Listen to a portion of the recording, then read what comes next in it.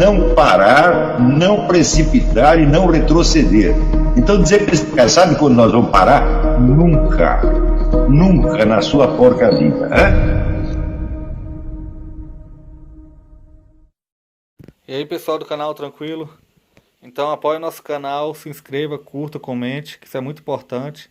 Na nossa comunidade do YouTube a gente deixa os links dos livros e também deixa alguns textos lá para vocês lerem, que é bastante interessante também, alguns artigos, sempre de direita.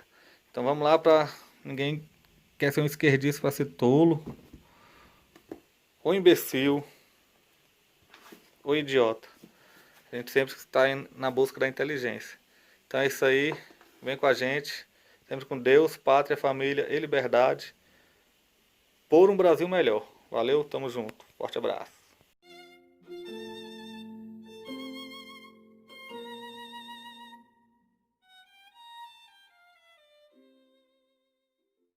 Isso quer dizer que o conceito de honestidade intelectual no Brasil se rebaixou a este ponto. Porque o indivíduo não ter ideia das épocas de Marx e Hitler, não é ele ignorar dois fatos, é ele ignorar a escala temporal inteira. Então, são personagens que, vamos dizer, que marcam a característica das épocas e pelos quais você mede, então, a cronologia dos outros acontecimentos. É assim, se você pega assim, Napoleão Bonaparte, Luís XIV, Karl Marx, Hitler, bom, essa é a escala de tempo.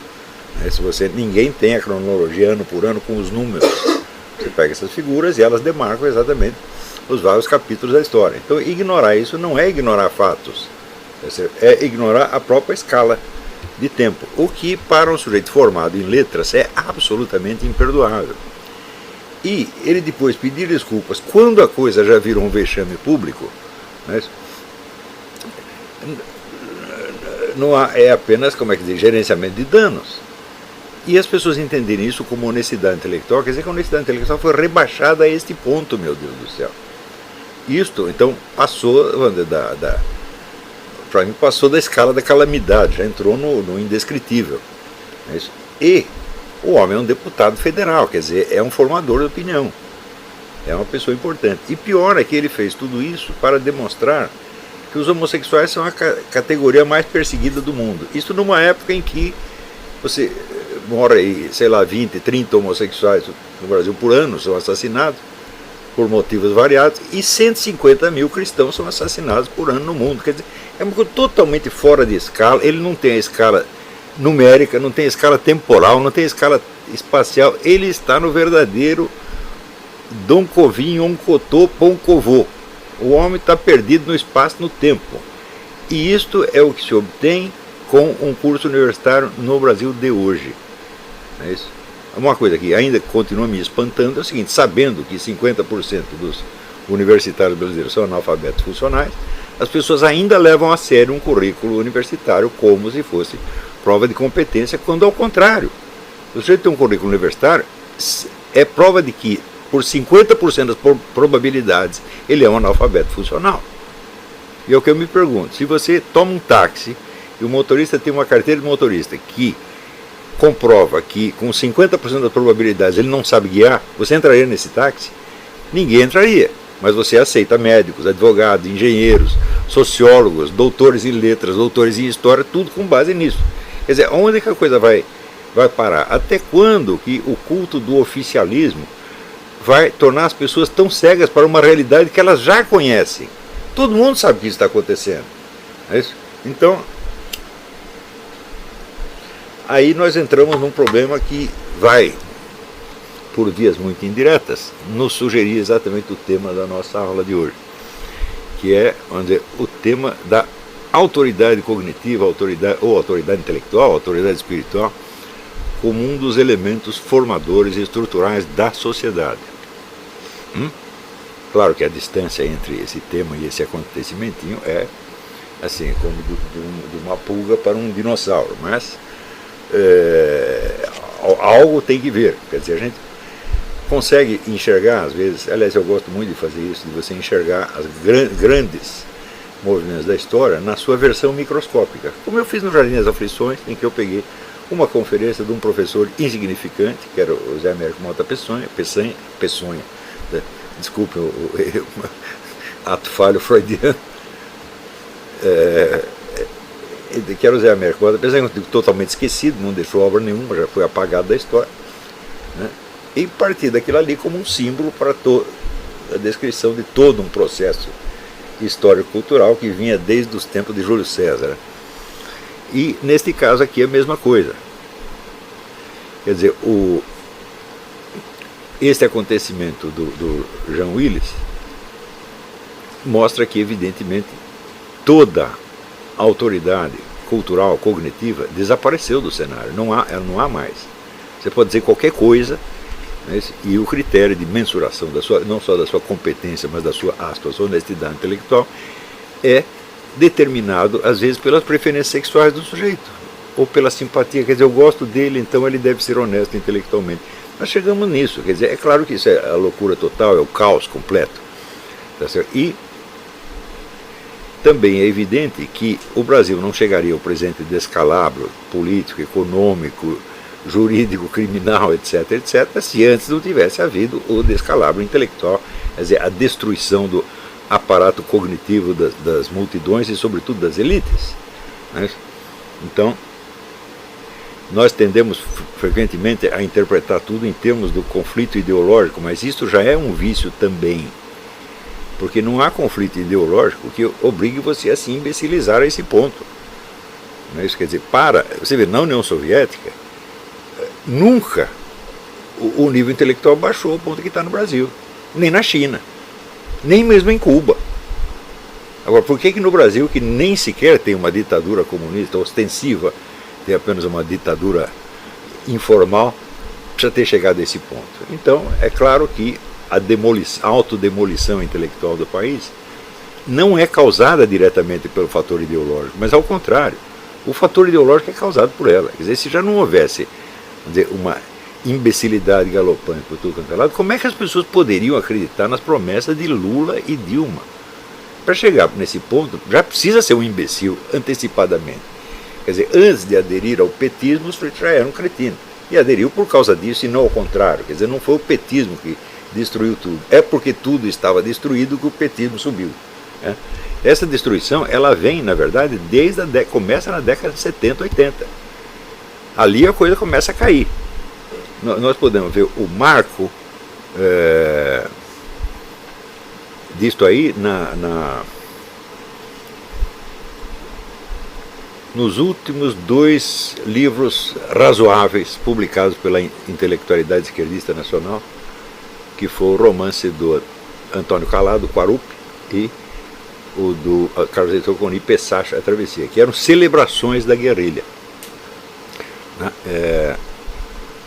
Celebrações, uma das quais o Quarupi, por exemplo, consagrava aquele mito dos bebês, cemitérios de bebês abortados no fundo dos conventos católicos, que é um mito inventado no século XVIII. Isso está documentado no livro do Paul Hazard, O Pensamento Europeu do Século XVIII, e ele tem lá, metade do livro é sobre a propaganda anticatólica, que surge ali com um florescimento de lendas urbanas, que foi uma coisa esplêndida. Leiam o livro do Paul Hazard, tanto esse quanto a Crise da Consciência Europeia. Ele escreveu 2 livros importantes sobre esse período, A Crise da Consciência Europeia, que é um pouquinho antes, e depois O Pensamento Europeu no Século XVIII. São obras-primas indiscutíveis. Paul Hazard foi o maior explorador francês do século XX, sem dúvida. Hazard escreve H-A-Z-A-R-D. E o Antônio Calado, ele tem um capítulo consagrando esta lenda urbana como se fosse uma coisa real. E é a história de um padreco, né, que passa lá por uma série de aventuras, transa com um monte de mulheres, consome drogas, passa por todo um processo iniciático, em suma, e termina na guerrilha. Né? E o Carlos Heitor Coni, no livro Pessacha, ele também consagra uma lenda urbana, onde ele mostra um líder guerrilheiro que tinha tido os seus testículos queimados com maçarico nas prisões da ditadura, coisa que jamais aconteceu, sabe? Mas é uma lenda urbana, né? Então, a partir dali, então significa que esse tipo de lendas urbanas começa a invadir a literatura brasileira, o teatro, o cinema, etc. E consagra tudo isso como se fosse verdade histórica. Começam a ser marcos, né, da consciência histórica das pessoas. A partir daí, você tem que perder todo o espírito crítico, porque se você falar contra, então a coisa começa a ser medida assim: você está do nosso lado ou do lado da ditadura, né? E isso se torna imensamente mais importante do que tudo mais.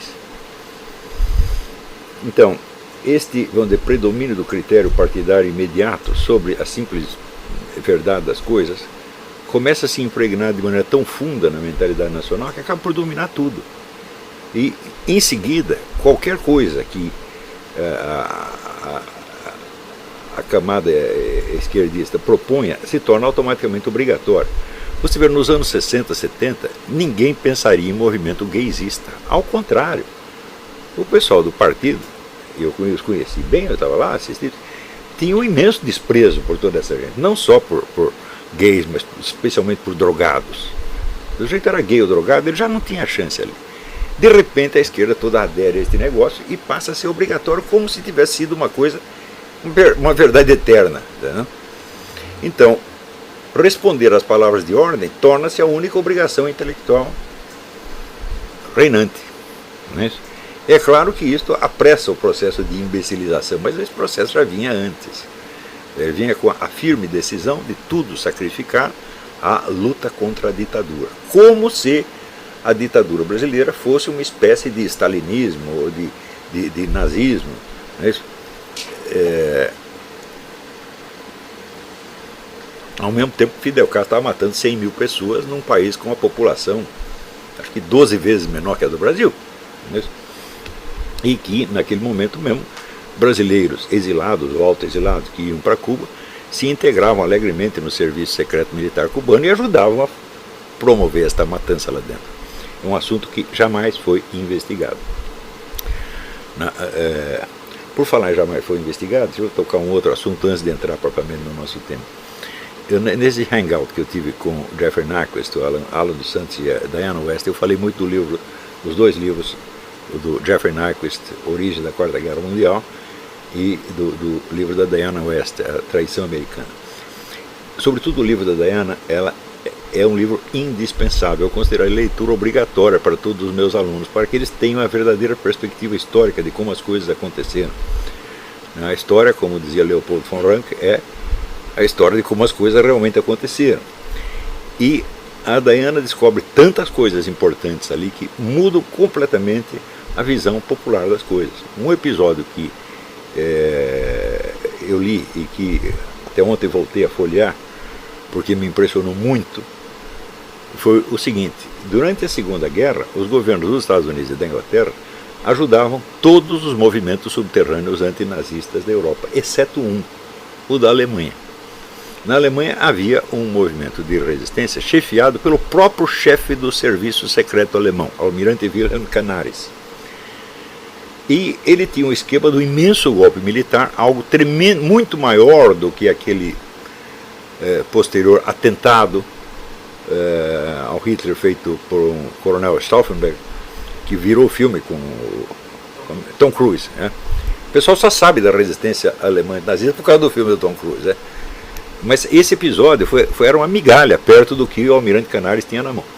E esse almirante Canaris pessoalmente entrou em contato com os governos do Ocidente, da Inglaterra e dos Estados Unidos, pedindo ajuda. Falou: nós vamos dar um golpe militar, tiramos esse Hitler do poder e em seguida impedimos que a União Soviética ocupe metade da Europa, substituindo uma ditadura por outra. E a Diana mostra os documentos oficiais da época. O pessoal do governo dizendo: não podemos fazer isso, porque isso vai desagradar a União Soviética.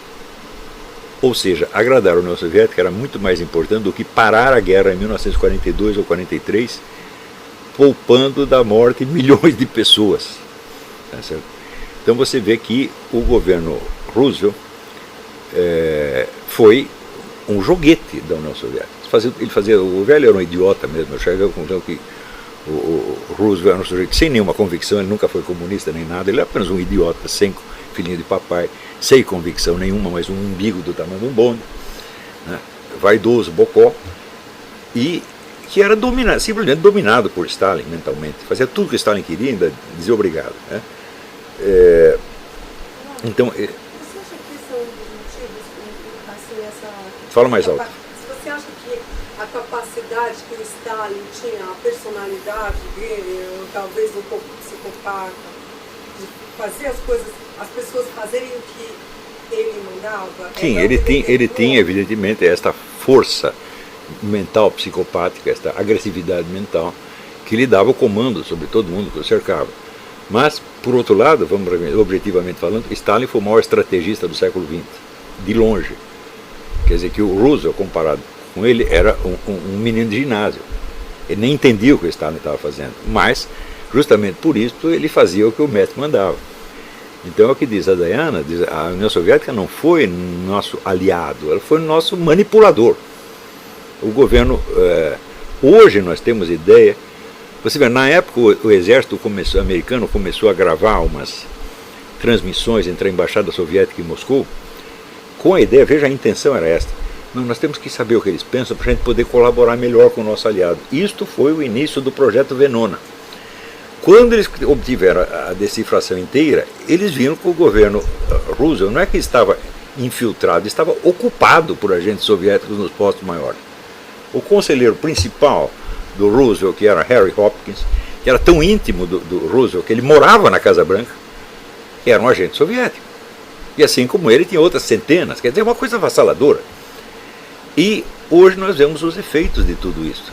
Tá certo? E este caso, por exemplo, do Almirante Canaris, eu acho que é o pior de todos. Você vê que em Israel, aquele monumento que tem aos gentios justos, o nome do Almirante Canaris está lá, quer dizer, os judeus reconhecem o que ele fez por eles. Né? Agora, você imagina que teria sido um golpe militar em 1942, né? Derrubando Hitler e fazendo da Alemanha, vamos dizer, a Alemanha se propunha se render aos exércitos aliados do Ocidente, com a condição de que em seguida bloqueasse a invasão de metade da Europa pela União Soviética. Né? E evidentemente os governantes ocidentais estavam falando, não, isso aí vai desagradar o velho Stalin, ele não vai gostar disso. Portanto, eles não estavam fazendo questão nem de ganhar a guerra, nem de parar o nazismo, mas era de ganhar a guerra junto com a União Soviética. Este junto, o acento caía neste par. Você promoveu a União Soviética, que de fato acabou ocupando metade da Europa, exatamente como o Stalin havia planejado. Que tem esse livro do Hans Joachim sobre a história da Segunda Guerra, onde ele mostra que o Stalin havia planejado instigar uma guerra europeia, porque ele acreditava que os nazistas tinham força agressiva, mas não tinham capacidade de controle social.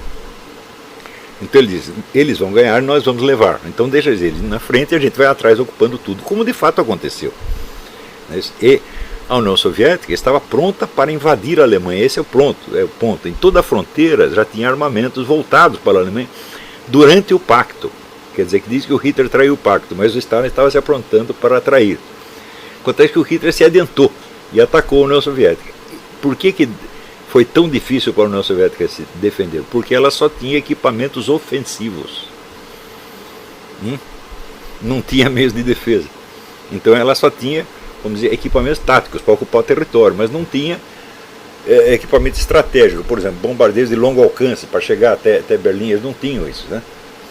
Então, tiveram que construir às pressas. Construindo tudo com o dinheiro americano. Quer dizer, o poderio militar da União Soviética foi construído pelos Estados Unidos, inteiramente pelos Estados Unidos. Então você vê o preço que se pagou por isso. É claro que Roosevelt, Harry Hopkins são todos criminosos. Mas é o tal negócio, você veja que quando disseram que o patriotismo o Bernard Shaw que disse que o patriotismo é o último refúgio dos canalhas, ele tinha toda a razão, porque muita gente por patriotismo não consegue admitir isso. Não, o Roosevelt não pode ter feito isso, assim como não admitem que Abraham Lincoln foi um ditador, que prendia as pessoas sem processo, né? E fez um monte de violências e injustiças. As pessoas têm medo de tocar nos símbolos nacionais. Quer dizer, a hora que você pega um sujeito desse, transforma num símbolo nacional, ele se torna intocável. Até o Barack Obama se tornou símbolo nacional, até ele se tornou intocável. E aí, pessoal, estamos mandando aí caneca para todo o Brasil. Muito obrigado ao pessoal que ajuda o nosso canal aí adquirindo as canecas. Também é uma forma da gente interagir. Muito obrigado. Também valeu aí pelas dicas, pelos comentários aí positivos ao nosso canal. Muito obrigado mesmo. Isso aqui é uma forma da gente manter o canal no ar. Tranquilo? Tamo junto aí, galera. Forte abraço. Muito obrigado a todos. Quem quiser é só encomendar. Essa daqui já vai para São Paulo, Rio de Janeiro. Todo o Brasil a gente manda. Valeu, tamo junto. O que a direita não aprende comigo, a esquerda pelo menos tenta aprender.